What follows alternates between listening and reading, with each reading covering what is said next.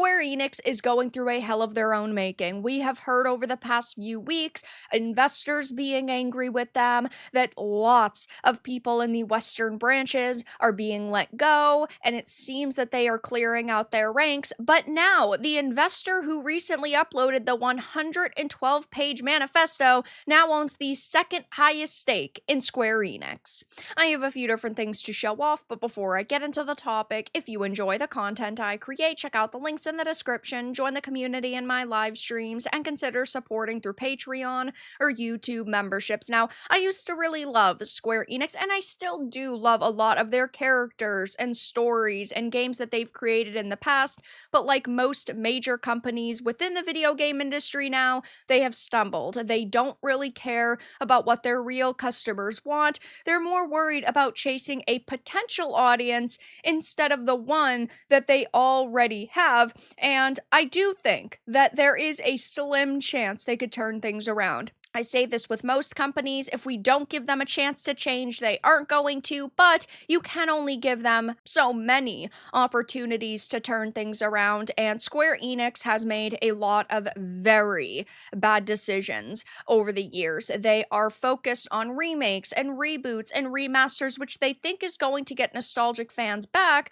but then at the same time, they're new pieces of content that are supposed to also keep people interested and get a new audience in the door are not resonating with anybody, and we've seen them waste hundreds of millions of dollars. And just a couple of weeks ago, we heard that Square Enix was having a lot of problems with their investors because they were hit with a brutal 100-slide presentation from one of their shareholders about alleged mismanagement, and other shareholders asked to pitch in with frank views. It says that Square Enix has had a rough couple of years, combining $140 million in losses from abandoned projects, the shine slowly fading from Final Fantasy XIV, and sluggish Final Fantasy sales across the board. Its newer IPs haven't done great either. Remember Babylon's Fall? You'd better, because it'll only exist in your memories forever. It's almost enough to make me feel sad for a large company, but it says that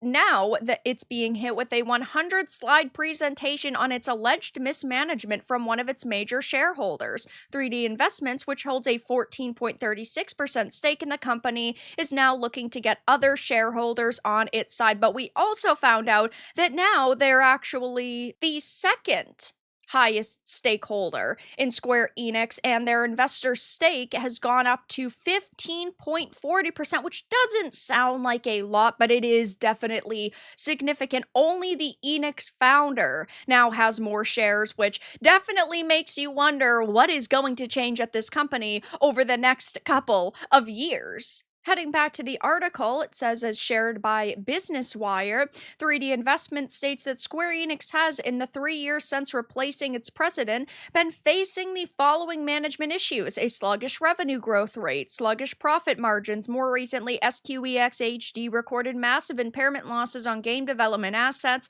which lack earning power, so SQEX HD is in a very serious situation. And it even highlights some of their biggest failures over the years. And what's funny is they actually highlight the user evaluations and reception, and they use gamers' quotes from Metacritic, which I think more companies should be doing, because it actually might teach them a little bit of a lesson that if they look at Metacritic and they take gamers' complaints seriously, they can change their actions and products in the future so that they don't receive these criticisms, because at the end of the day, every company wants their product to sell. I don't blame them for that. Every company wants to make money. I don't blame that for that. I don't even blame a company for having one or two pretty big stumbles. The problem is that when they've proven time and time again, they are ignoring their customers, they are ignoring what people are saying,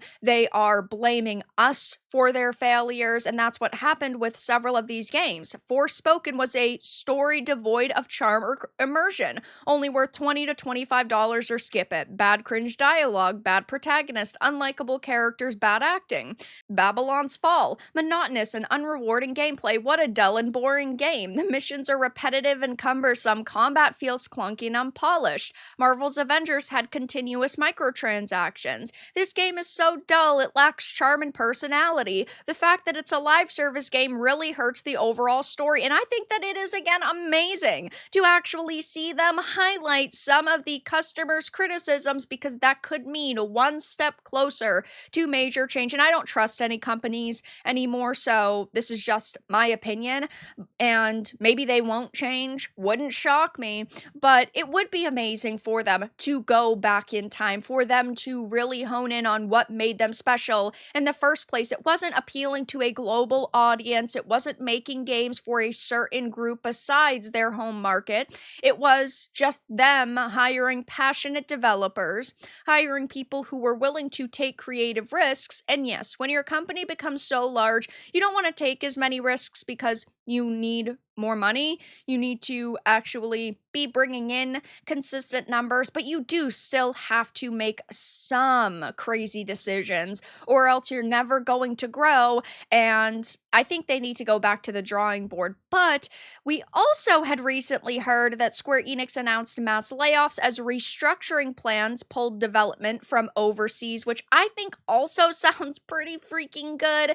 Because if they're firing the activists and they're refocusing back on their home market of Japan, maybe this could be a big fat win. But hearing the investor who uploaded this big 112-page presentation as now the second highest stake owner in Square Enix is really good, and a lot of people are saying the same thing. Stonks. This is great. Nice, crazy, but happy to hear it. There are some people saying, oh, this company is going to die now, but the problem is that they're basically already dead. It's like with EA. Sure, the Saudis could over-monetize content and it could get worse, but did we ever really have any faith or love in our hearts for EA anymore? No. Nobody's trusted them. Nobody supported them or liked them. And nobody had the hope that they could get better on their own.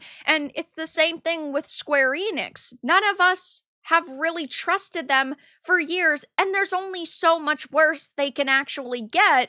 So I think that it's better that some sort of shot is being taken to fix things instead of just letting them continue to dwindle into a pile of rubble. And I know whenever we're talking about investors and shareholders, it is very worrying because they can take companies in really bad directions. But yeah, Square Enix has been pretty bad for years. And if they can refocus their efforts on making money and actually making content that people want in order to become sort of big again and dominate again, that could be a pretty good win. We are still years away from any major changes when it comes to content, but hearing that a lot of the activist developers and Western developers are now let go, hearing that they're going through this big restructuring, and the fact that this investor who had called out all of their bad content recently is now the second highest stakeholder in Square Enix really makes you wonder if things are going to change. But that's all that I really had to discuss in this video. Let everyone know your thoughts in the comments below. If you found this important and informative, make sure to give it a like, share it, and subscribe to the channel. And if you didn't, give it a dislike. I appreciate your support either way, but I'll talk to you all again in the next video really soon.